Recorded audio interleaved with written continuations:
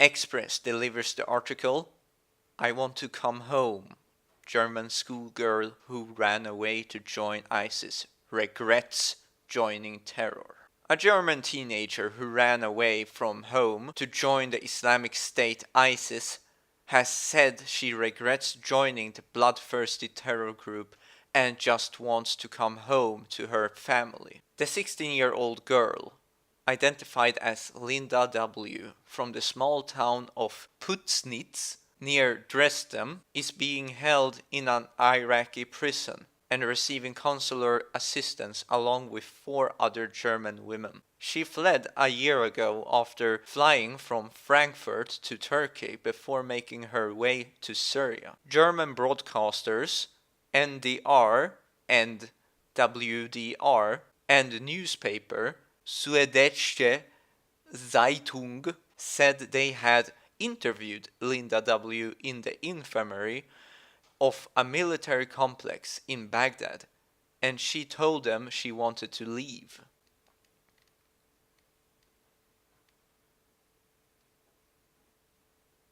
Here's a sideshow celebrating the victory in the recapture of Mosul, I suppose. But back to the article. There's another image of her with people. Don't know whether they are ISIS or Iraqi soldiers or some kind. She said, I just want to get away from here. I want to get away from the war, from the many weapons, from the noise. I just want to go home to my family.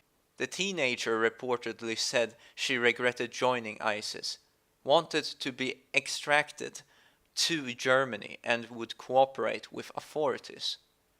They said the girl had a gunshot wound on her left thigh and another injury on her right knee that she said was caused during a helicopter attack. She added, I'm doing well. German prosecutors said last week they were checking reports that a 16-year-old under investigation for supporting Islamic State was among the 5 women arrested in the Iraqi city of Mosul, where Iraqi forces declared victory over Islamic State earlier this month.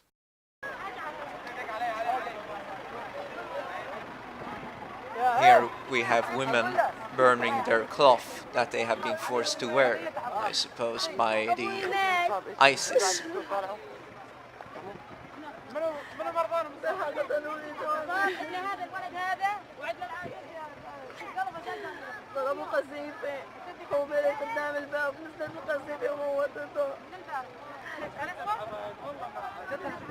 To help you understand, if you didn't know, the ISIS people force people to wear clothing to cover their faces, etc., like they have. And not everyone that are being forced does that normally. So, in symbolic, they burn them.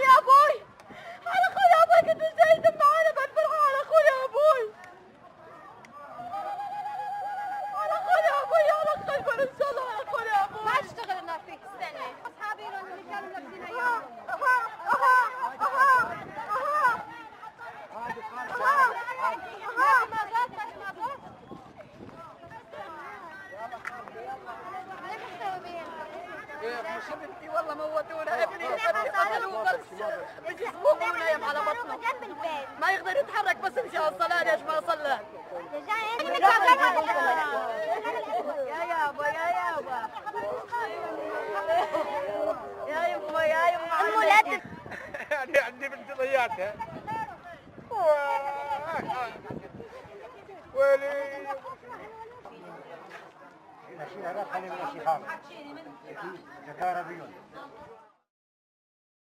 Sarah, I saw.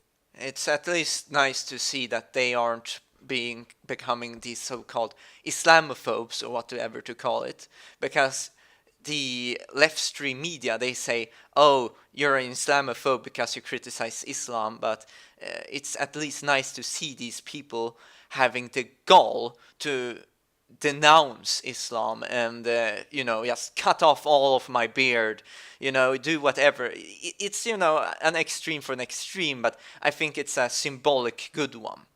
And it's good to see they have high-spirited and aren't, bowing down to Sharia law and things like that. They're more like saying, go to hell with it, unlike other Westerners.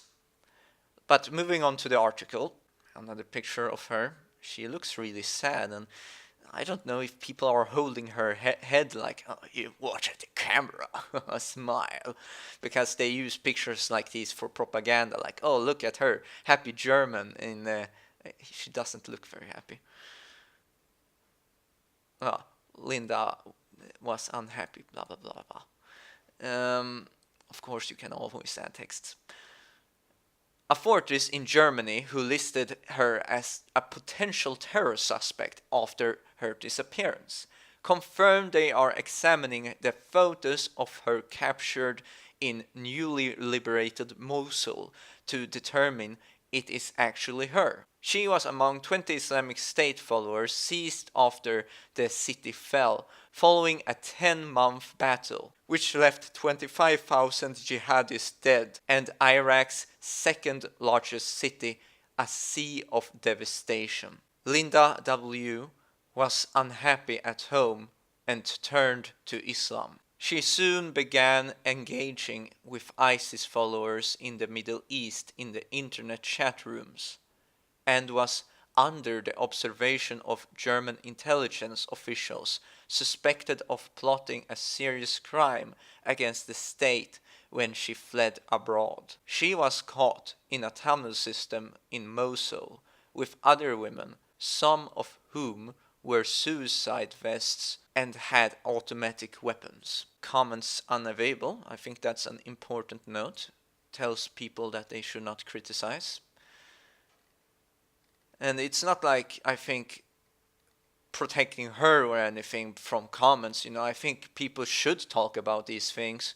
And I think it's really scary thing is that they don't really give much of an explanation as to why she joined ISIS. I think the small explanation they gave, that she was unhappy and she talked with people on the internet. That's a well-known thing, that people talk with people on the internet and gets enticed to join ISIS. It sounds like an adventure, right? It's like they're rebels against the giant imperium or whatever, but they are trying to establish their own empire, so, a caliphate, whatever you wish to call it. But either case, I think it's a very important issue people should be talking about, because there have been multiple European women. I'm not talking about so-called European women, but actual European women. I think a Swedish terrorist, in fact, took his entire family down to, I don't know if it was Iraq or Syria or whatever it was now. There have been many families going down there, and people really should take into consideration that this might be one of your family members if you're not too careful. Imagine how many teens that are, conflated with these leftist ideologies in school, crazed liberal ideas in their universities. I mean, when I was in school, I was forced to watch these anti-racist programs and homosexual blah blah blah. And who knows if they are gonna be like, oh, but we have to be open and tolerant to Islam, and people are going to be, oh, Islam is so good, it's so great. And there's lots of people converting to Islam, despite all of these facts that Islam is a totalitarian ideology that forces others to submit. It has no diversity whatsoever. It is only a totalitarianism. It forces everyone to be subdued by the religion and nothing else. Islam is the pinnacle of existence, according to the Muslims. There's no other way. And Allah, God, He is your voice. You can't make any free choice. You have to make the 7 prayers, or you will lose your child, like the woman lost her son. I mean, it's really sufferable to see these things, but these things are being brainwashed into our kids. And I think it's mandatory in Great Britain to visit mosques, not churches, not Catholic churches, cathedrals, or whatever. Mosques. It's mandatory. It's forced. You have to do it. And it's insane. And we're censoring stories like Free Little Pigs, etc. And we have to welcome this. So I think for any parent or activist or whatever, it's good to inform people in general and have discussions about these things. Like, why would she go there? Why was she bored? What motivated her to go there? Is it in the schools that they say, oh, Islam is so good, you should go and join? Or is it that she was an outsider and thought that maybe if I go down to Iraq, I will feel more welcomed rather than staying here in Germany? She was obviously from a little town. Maybe she was so bored of being in this German town with German people. Maybe they didn't have many immigrants in that town. Like, what was the statistics of these things? And is the media to blame for this in some sort of way? Because they are constantly saying how bad German people are compared to the immigrants. We have to open ourselves to them and be multicultural. Like, our culture is inferior to everyone else's culture, so we need and must enrich ourselves with these cultures. In my opinion, no. Their cultures is far below ours, because we were the ones that said no to slaves, we were the ones that have built things, great wonders, and we have really good societies. And then we take people from these totalitarian ideologies, these dictatorships, etc., and we're gonna take that into here and cause chaos. It's not creating any stability, it's not creating diversity in any positive way, it's just destroying us. Guilty of causing girls and women serious harm. Caught as part of Operation Sanctuary, one of the biggest sexual exploitation investigations in the north of England. One 17-year-old says she was raped at a party session organised by local men. It's a familiar story. I woke up in the morning, the wardrobe was pushed up against the door. Her police interview was played to the court. To protect her identity, we've asked actors to read what the jury saw. He'd had sex with us while I was asleep. Still now, I'm a bit confused about it. How do you feel when he told you he'd done that to you? Dirty, confused. How many sessions would you say you've been to? About 60. 22 complainants came forward in this case, and they were from all walks of life. 2 had been in care, 1 had been a college student, and they were all vulnerable in their own way, whether it was their age, 1 was just 14, or they had difficulties at home. Most of them were approached here in the west end of the city. An older man would pull up in an expensive car and offer them drink and drugs, or invite them to a party. This was one party house the police raided. Behind these doors, teenage girls were given as many drugs as they wanted and were victimised by older men. Well, we'll sort it out at the police station, OK? For this man, it's Judgment Day. He's on his way to court. Later, he's found guilty of drugs offences. SIM cards, drugs, computers, cash. Operation Sanctuary started in 2013. It's been a long and complex investigation. Controversially, officers recruited a convicted child rapist as an informant. He was paid around £10,000. Look, I get entirely that this is very, very difficult for people. Many people will look at that and say it's morally reprehensible, repugnant that the police would pay somebody in those circumstances, a convicted child sex offender, for information.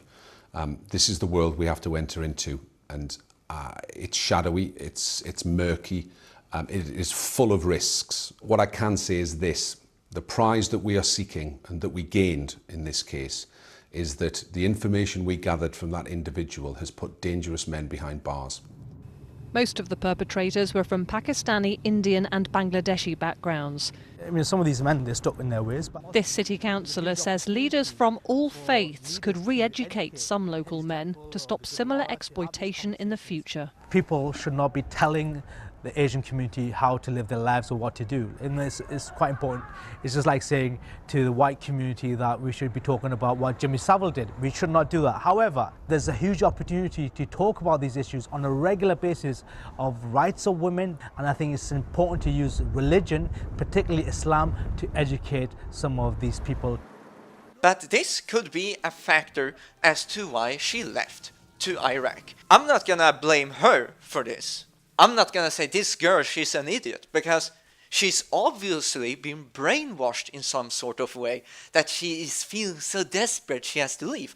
Of course, I don't think it's a good thing. I think it was probably the biggest stupid decision of her life, but as you can probably realize yourself, unless you think she's under taqiyya and says, I want to go home to commit terror, but she's saying, like she said, that people will believe her.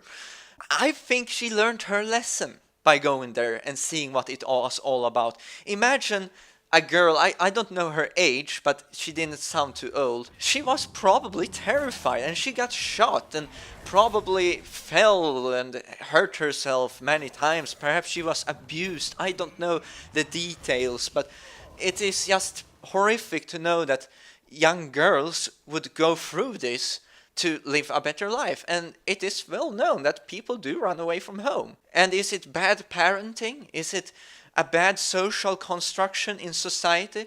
Is it a bad propaganda machine that just tells you to hate your own country? I don't know the full answer to this. I can only answer for myself. But you could always ask yourself, like, why? Why would someone do this? Could someone that I know do something like this? I mean, it's probably, hopefully, the answer no, that someone you would know would do this, but you must always take into consideration that some people might be so desperate for change that they will try to attempt to flee your country to some place else because they feel out of place. Because being an outcast, an outsider, it's not a good feeling. You feel left out. Myself, my strategy when I was bullied and stuff in school, I isolated myself. I became very shy from people. It wasn't really making me stronger in any sort of way. I mean, neither was getting bullied by people and being in their scopes all the time. So, you know, there's lots of things that can cause problems, but I never had the idea of abandoning my country, etc. I thought about making it stronger, but how could I do something? You know, what can I possibly do? So I think it's a good thing, first of all, that even if someone you would know that would be in a situation like this, that you would try to encourage them to talk about it, you know, be open. And I think it's pretty pathetic by the German authorities that they would rather go and knock on someone's door with the police and tell them, well, you can't criticize open border policy, but when it comes to someone who thinks of joining ISIS, then they're not gonna do a single damn thing. I don't think you should arrest her or anything like that, but I think you should inform her parents of her activities, because I think that's the most ethical thing, and try to help reach out to her. Give her help, you know, like welfare. We have a thing called welfare. Give her psychiatric aid or something. Not force her anything, but, you know, merely deliver the suggestion that we can help you. We can try to figure out what's making you feel so out of place here. I think that's a much better thinking rather than, the globalist vision, which is why they didn't do anything here. They wanted her to leave and they wanted her to commit terror. Because how many of these people, don't they know, want to join ISIS or are knowing coming back from ISIS, etc. And we're welcoming them back. We're saying, well, you can be here and hate Jews as much as you want. You can plot a terror attacks. I mean, the terror attacks that happened in Great Britain, it was well known by the authorities that these people were planning. Even the brother of one of the bridge attacks was also plotting terror attacks. But they didn't do anything against him either. And who knows, he might just be blowing something up eventually. But they were more compelled to arrest 20 people that were angry on the internet about the terror attacks. It's so pathetic that they rather attack their own people rather than attacking the immigrants or the so-called refugees, the illegal immigrants, illegal aliens or whatever you wish to call them. They are getting a free pass on basically everything because of Oppression Olympics. I think it's a gruesome thing as a Swedish person to see that our politicians would rather sacrifice our own best interests for foreigners that have not worked a single dime for these countries, and they're gonna get full benefits and etc. And I mean, Lauren Southern, she did a great video exposing what they did at the borders of Canada. In Canada, they are trying, to run ahead of the Americans in Europe, Sweden, Germany, etc. They're trying to become the most ultra-liberal country in the world. So they're basically trying to destroy their country as fast as possible compared to the others. So what they had in recent times is immense illegal immigrants at their borders from America to Canada. And basically what they were doing was they were constructing a road where the buses of these illegal immigrants would be able to drive, and then they would come to a place where they could basically integrate easy into the country, basically have a waiting period, and then they would be able to be accepted into as Canadian citizens, despite being illegal immigrants. So they basically get all the free healthcare, money and stuff to survive, despite being an illegal immigrant. Rather than being thrown out, they are being welcomed there. I highly recommend you check that video out, because they have more thorough explanation than mine, because mine is a simplistic one to make it more simple, but you get the point. They basically welcome them in without anyone's knowledge.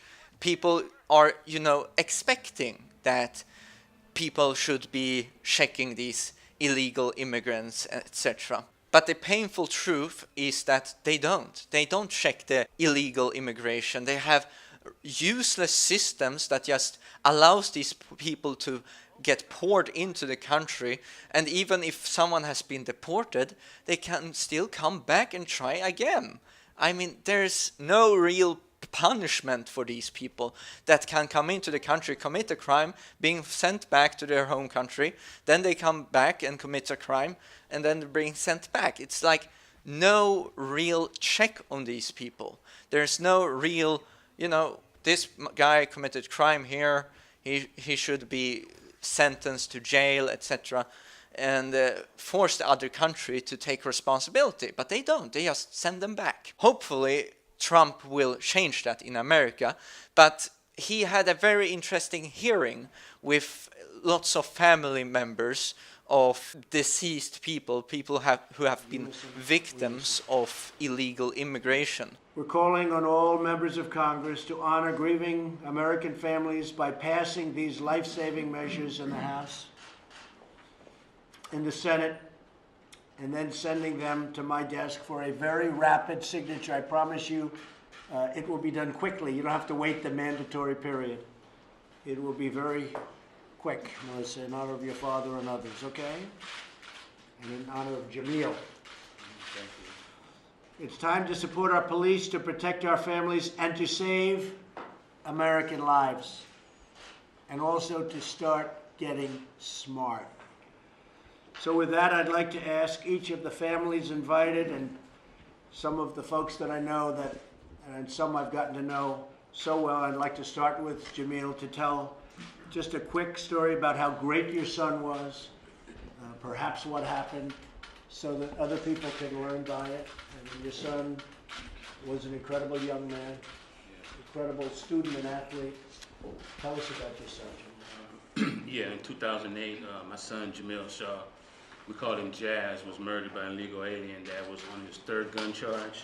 He was in the LA County Jail, was released without calling ICE. The same day he got out, he was looking for someone black to kill, part of an initiation, and the Mexican Mafia had put out a directive, they said, and he was acting that out in my neighborhood. My son walking down the street, and he shot him dead in the street, shot him in the stomach, and then shot him in the head. And he was a good kid, never been in trouble, was in no gangs, never been arrested, never suspended from school. He was 3-time MVP in football, player of the year. He had a chance to go to the Olympics. That's what they said, because he was really fast. He was running the 220, the 100, the 400 relay, the 440 relay, and the long jump. So he was, we was living the dream. That was our dream, you know, and it was squashed out. And just thank you for Trump and Bob Goodlatte for doing what you guys are doing. We really appreciate it in LA, even though you don't hear about it in LA because, but a lot of people in LA support you guys 100%. Thank you. Yep. And Jamil's son was applying to top colleges on a football scholarship. He was a great quarterback, and he was an excellent student. Yeah. And we miss him. Thank you. We miss him. Laura? Yes, thank you. My name is Laura Wilkerson, and my son Joshua was 18 years old. And in November of 2010, he was systematically tortured, brutally beaten, murdered, and then his body set on fire after death from somebody who shouldn't have been in this country. Josh was a good kid. He was just about to graduate high school, had talked about going into the service, the Air Force, like his older brother was in. He was just learning about life and loving and living. He was very kind, soft-spoken, compassionate. He was giving this kid a ride home, which is something we taught him to do, to show compassion for other people. And that's what he was doing, and this kid intentionally murdered him and set him on fire because he wanted Joshua's truck. This is not about politics. This is about safety, American safety for people. That's all it's about. Both parties should be on board with this. There shouldn't be any objection to it. Thank you so much for what you're doing. You know, as a mom, that day Josh died, I was looking for him, searching for him because he was out of pocket for a few minutes. And at the time he was being slaughtered, I was calling his cell phone, and I always will wonder, did he hear that phone ring in his pocket? Did he feel it? Did he know his mom was looking for him the minute he was leaving this earth? And you don't want any other families to have to endure this. It's about public safety. Thank you. Thank you very much. Thank you. My name is Julie Govach, and our son Spencer was 25 when he was murdered. He was a small business owner. He had his own guitar shop, and with the economy struggling, he took on a full-time job in a warehouse because he had 10 employees, and he wanted to keep them employed. So he was hardworking, never got in any trouble, was the light of our life. He had a great sense of humor. He could talk with anybody. He had friends that were 9-year-old guitar students and 70-year-old guys that would come in and talk, and he was very well loved. He, after relocating his business, he decided to spend some time with his girlfriend. And after he dropped her off, it was a little after midnight, so it was her birthday, and he gave her a kiss and told her he loved her and happy birthday, and he'd see her tomorrow.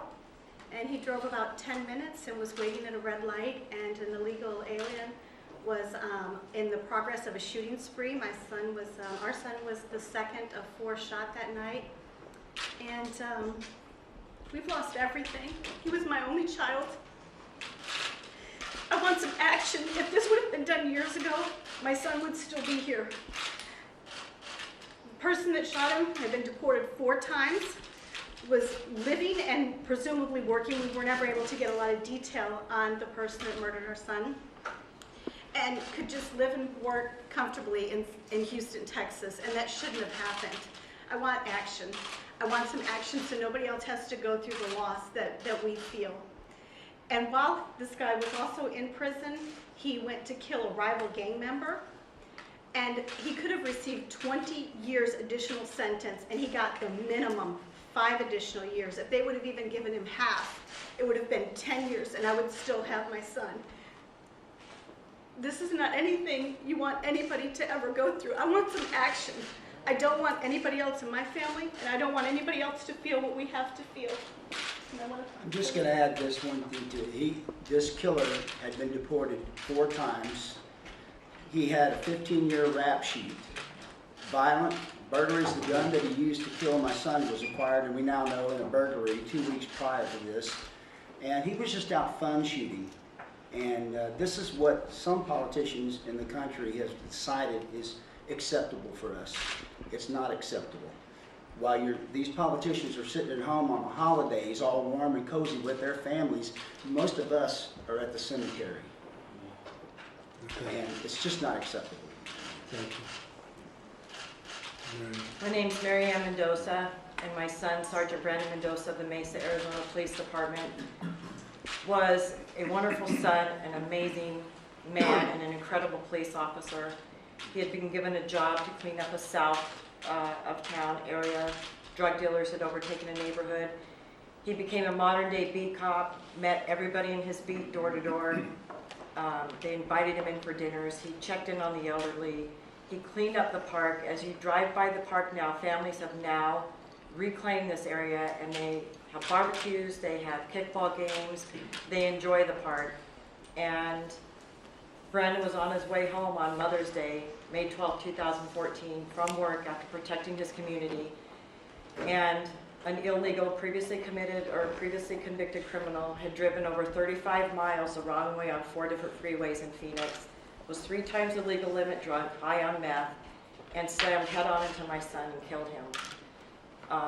My world has been devastated since, and what I've learned, not only about the fact of the rampantness of illegal criminals allowed to stay in our country, is that the leniency of our court systems, the very crimes that American citizens commit and are held to the highest degree, these illegal criminals are given half the sentences. Their felonies are reduced to misdemeanors. They serve half the time. They're allowed to go back out onto our streets. And I'm tired of our politicians not caring about their fellow Americans. When did it ever become more important to our elected officials to protect illegal criminals in our country and not care about us? Any of you. This could happen to any of you in the blink of an eye. And I'm thankful that we have a president who has brought this to the forefront and made people aware of it. And this is all any of us families have ever tried to do, was bring awareness and make you realize this can be you tomorrow. So please support our president and make sure that your politicians are voting the way that their constituents want them to vote, because this isn't what's happening in our country. Thank you. Thank you, Mary. Thank you. Melissa, President. My name is Melissa Oliver Stores. I'm here on behalf of my mom, my sister, and most importantly, my father, Deputy Danny Oliver, Sacramento County. He was a law enforcement officer, and he was killed in the line of duty on October 24th, 2014. The man that murdered my father was deported twice previously and returned to our country illegally. This senseless crime has affected my family and I in many ways that are unexplainable. The pain is tremendous, and it's something we'll never get over. I think it's important that we focus on these laws and getting them passed, such as Kate's Law, and definitely most importantly for me personally is the Davis-Oliver Act.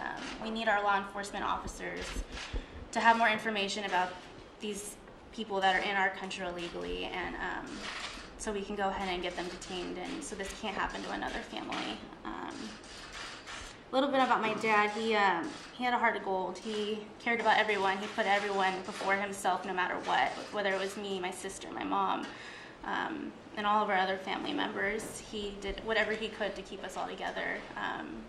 He worked hard in his communities to make the worst high crime rate areas just feel a little bit safer.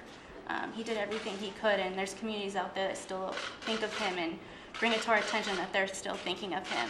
And that's what's most important to us, is we don't want him or any other victim to be forgotten. So I know that that's definitely something that we all need to focus on as a country, and I think we'll just continue to remember them, and we'll never forget any of the victims. Thank you very much. Juan? His name's Juan Pina.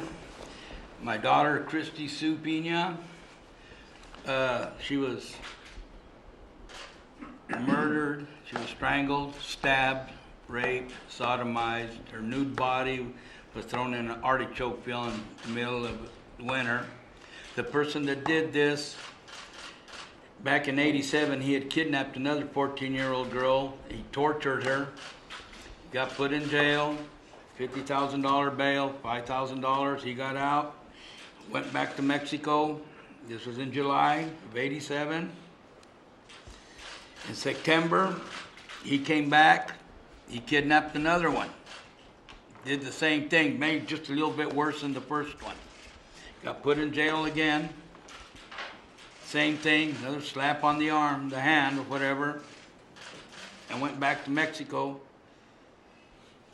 Came back in '90, February the 8th, they found my daughter out there in an artichoke field.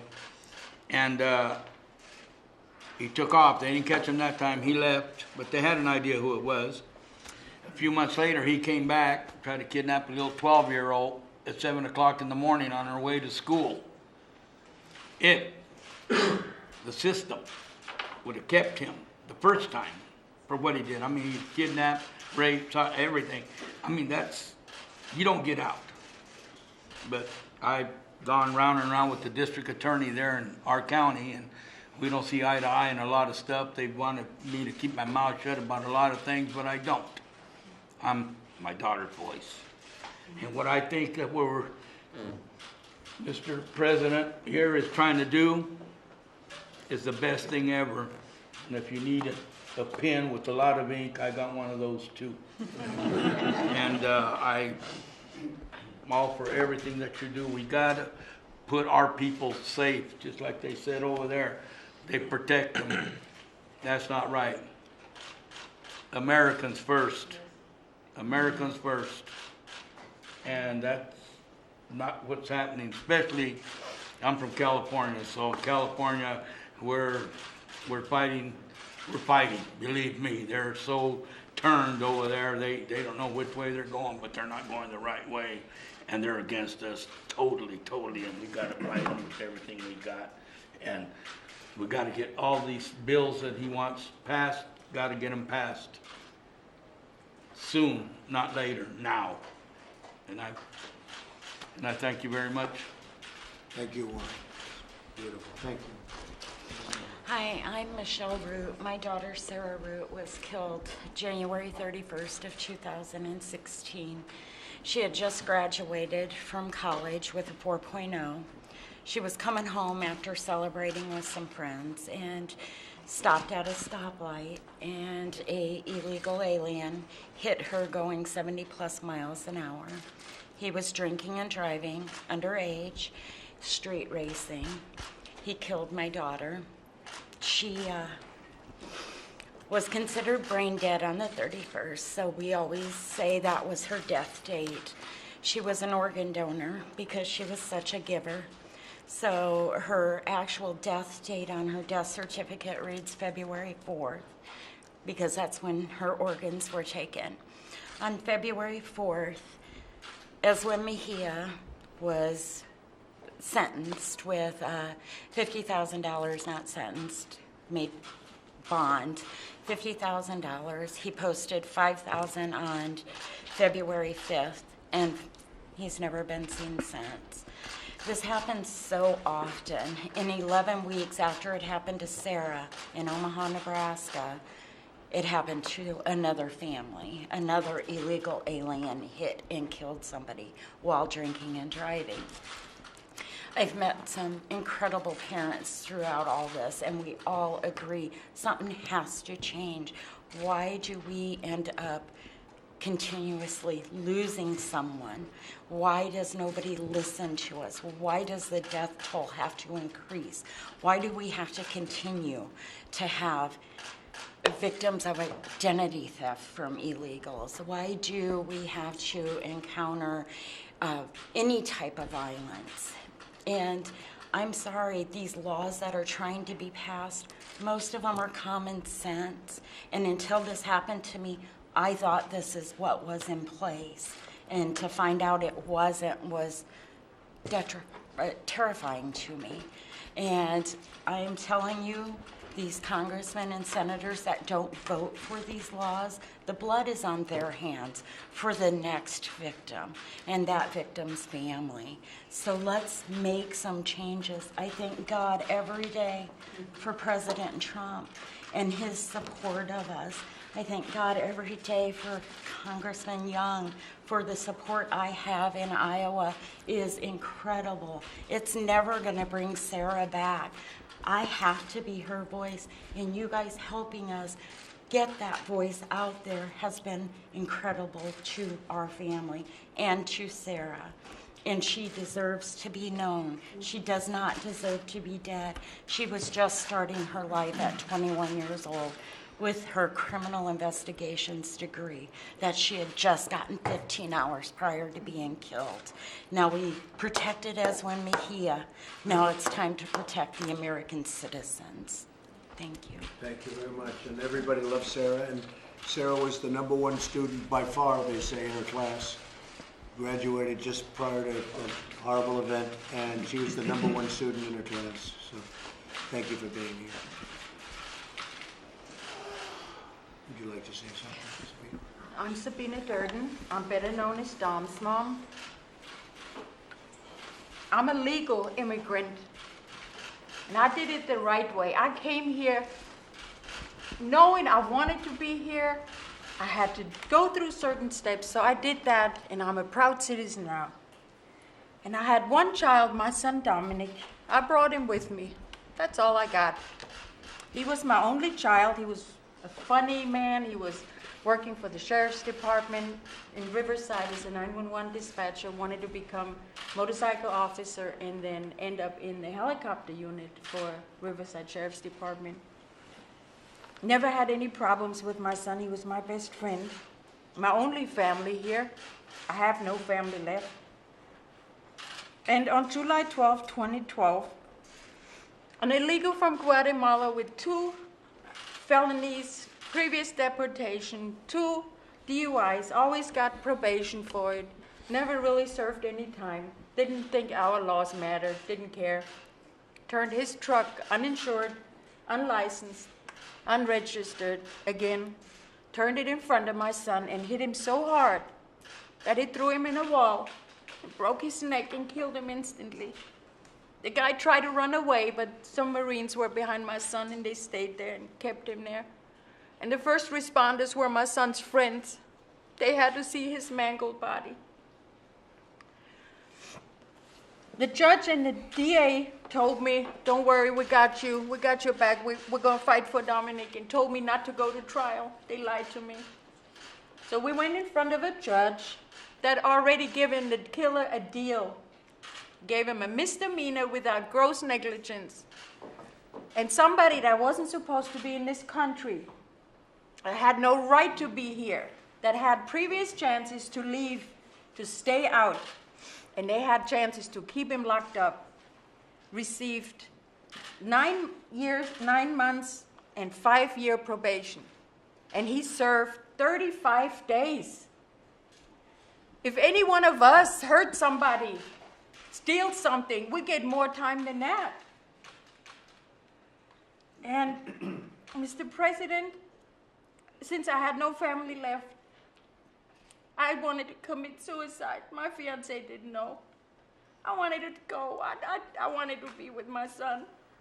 And on June 16th, when you came down that escalator and you mentioned those words, illegal immigration, I was walking through my living room and I dropped to my knees. Because it was my little sign from God, you're not doing anything, you stay around.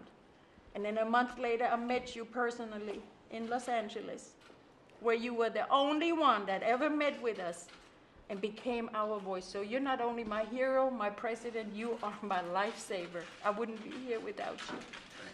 Thank you. Thank you very much. And we need to pass these 2 laws. They need to be passed in Senate. And I want to end with this.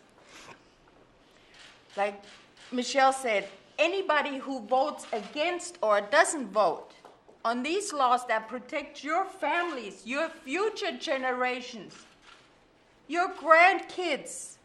I have no grandkids. I will never have any. Sign these laws. Protect our people first. Let Americans be first, and don't worry so much about others. Americans first, your children first, their future first. Stop wasting time. Sign these bills, please. Thank you. Thank you. Thank you very much. Okay, thank you all very much. Thank you. Yes, good. Steve, go ahead. I'm Steve Ronobeck. My son was Grant Ronobeck. 21 years old. He was killed January 22nd, 2015 by an illegal immigrant while he was working the overnight shift at his convenience store. Grant was killed because he wasn't counting change fast enough for a pack of cigarettes. Grant was just one of the kindest, nicest kids you'll ever meet. even his customers thought so. The one thing that I think that you, Mr. President, have realized that every one of our children's deaths has been preventable. All the deaths of our loved ones, these are preventable. And Mr. President, Chairman Goodlatte, I think you guys realize that, and that's why you're doing what you're doing, and I want to thank you both for what you're doing. Passing these laws is instrumental. I don't think I would wish the devastation that we felt every day on anyone. And again, when your child's death was preventable, it's even harder than if they were to die from cancer or something like that. It rips part of you away that you'll never get back. So I want to thank you both for what you're doing and everything you have done.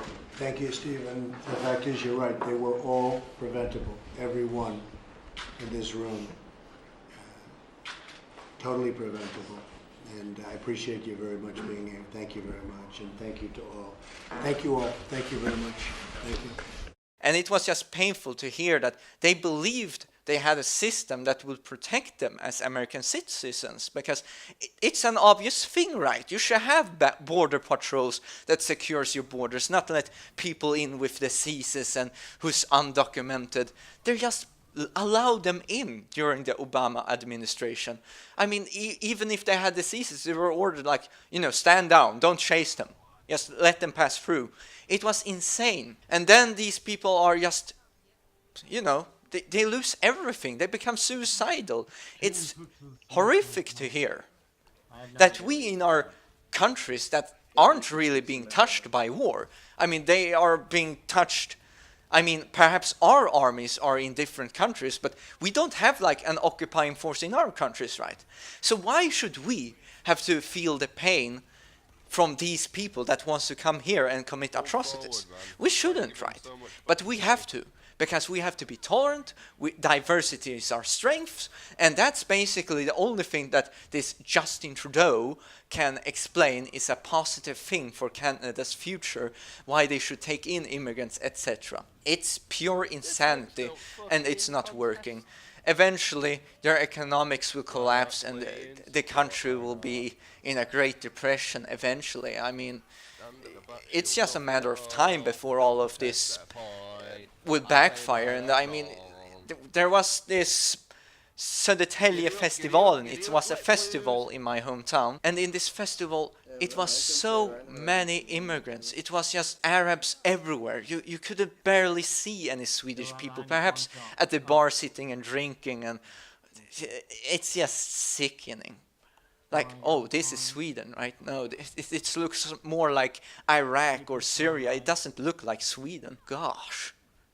It's crazy. And it's not just painful for the natives that we have to see our countries get destroyed, but actual refugees that have assimilated well into the countries, legal immigration, they will suffer tremendously because of this. Why? Well, the legal immigrants, they won't be able to immigrate legally very easily, right? Because, well, we don't have room, because they are taking in thousands and thousands and millions of illegal immigrants that they have to get housing and everything for. And of course, they're real refugees that have assimilated well, not those that just pours their entire family tree into the country and try to build up a mafia organization or whatever. Actually good people that deserves to have a nice, peaceful, quiet life, and have been complying well with Swedish people and been actually adopting its culture rather than dismissing it as being inferior and saying that Swedish people are like monsters, etc. These people have to see the repeat of their country's history, and they fled from Islam, etc. And now Islam comes to the West. It has to be mind-shattering for them to see that we're so stupid that we would accept these people. I remember once when I worked with a guy, he was sitting like every morning and talking about Islam, how stupid Swedish people are, that they would even consider taking people like this in. And it was a real mind-opener for me, because, well, the only thing I knew about Islam at the time was that, well, there's basically Shia and Sunnis, and they have a conflict amongst each others, and one seems to be more extreme than the other. That was basically what I knew, and they were worshipping God. I didn't know that, well, Allah. But I didn't know all of these things that I know now. So it was really, you know, oh, yeah, maybe I should have a second thought next time I see a Muslim. And as you probably have noticed, I have followed up quite a lot of those things as I have been doing these commentaries and political analysis. But I think the mainstream media, the globalists that controls the mainstream media, the very control of our societies that tries to destroy us, they ought to be ashamed of themselves that they're trying to cover up information like these and just gonna promote actually people like this girl to leave. And you might wonder, well, what has some news broadcaster? Well, the thing is that they are spewing out this propaganda that our countries are so bad compared to the Middle Eastern ones, that these people will actually sit there and believe these things. They will believe, well, there's no difference of the people in the Middle East compared to the people in Europe. There's no comparison towards people here in Europe compared to the people in Africa, because the people in Africa, they're suffering horribly economically, just because we are more privileged than them. And in the Middle East, they have been attacked by us, in other words, the globalists. So we have to take in refugees because it's our fault. And we had slaves once in the history, etc., blah, blah, blah, blah, blah. I mean, who hasn't? But never mind the slaves. We'll get into that into some other video, I suppose, in the future. So they're skipping these huge facts in history. They're gonna bring up the Crusades. They're gonna bring up colonization. They're gonna bring up all of these things that we're the ones oppressing. Therefore, we are the evil nations compared to their peaceful land, etc.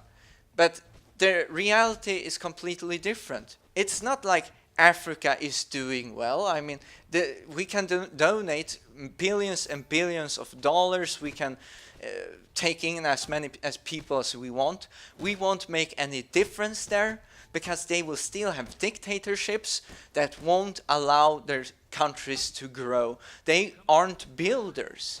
That's the truth. They don't want to evolve like our civilization has because they want constantly to grow power, and the people are gonna suffer for it. And these youth will be convinced that it's so much better there than here because we're the oppressors, etc., that it has to be better to be in a place like that rather than being here where we are just being mean to each other because they're being taught to be so incredibly sensitive and offended by anything anyone else has to say, because political correctness is a poison to the mind. You won't be able to make rational decisions. You won't be able to make rational political debates because you have to think one thing. And obviously, because they're going to spew out there's so much right-wing Nazi. Right-wing is a good thing, first and foremost, because it contains things like traditionalism and other conservative values that are nice, compared to the socialists that just want to tear down everything old and construct everything anew for their own party's image. These people are so ignorant that they're going to the bastions of right-wing societies. Those right-wing societies that have completely and utterly failed.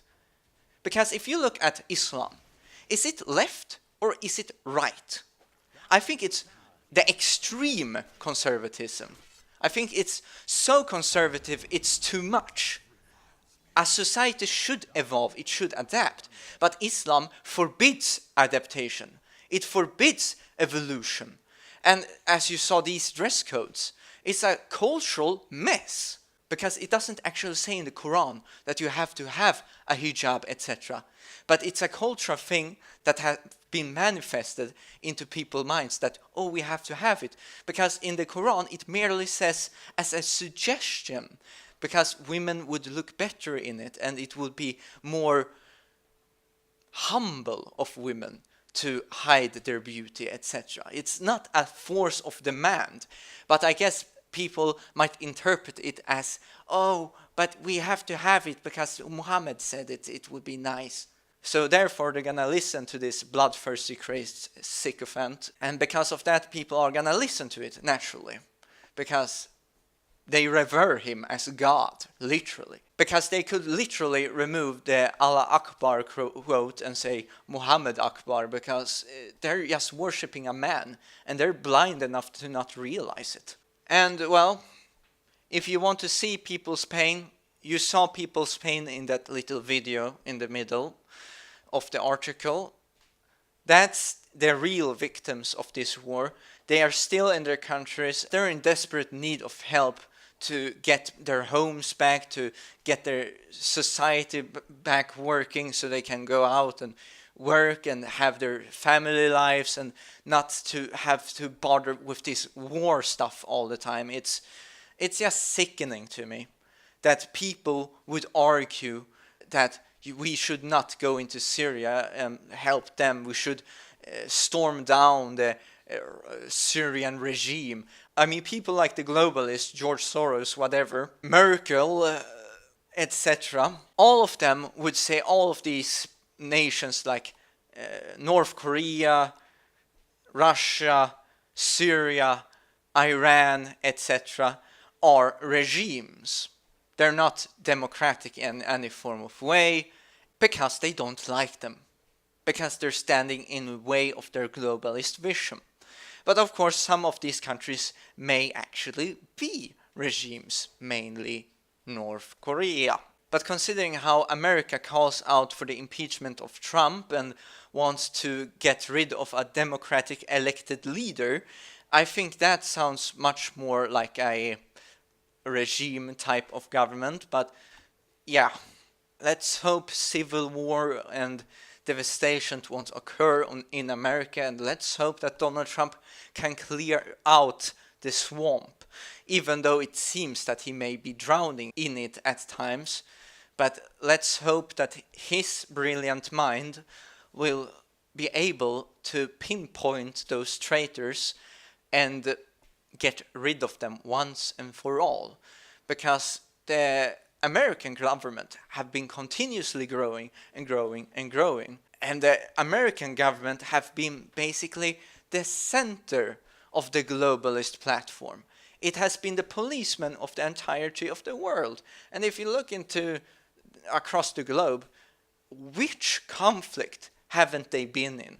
They basically have a say in every conflict across the globe, and they can go in and do as they please without any big consequence. If you consider all the wars, for example, in recent years in the Middle East, Libya, Syria, Iraq, and if you look further back, like Vietnam, etc., and of course there have been criticism, but it has not been a thing like great sanctions, at least that I am aware of, against America, unlike Russia that just breathes air, and they're gonna be accused of being in collusion with Trump, they're gonna be accused of doing this and that, and they're gonna get sanctions, and then they're gonna get more sanctions. It's the same old thing, like they can accuse others of doing things, but they can't be touched. I think the level of hypocrisy has to end for world peace, because eventually this constant blaming others will just lead to a giant war. And that war will be the final war. But in any case, what do you think of this mess with this girl? And what do you think about the other stuff? Because I tend to rant on as I do these videos at times. But in the meanwhile, this is where I get off.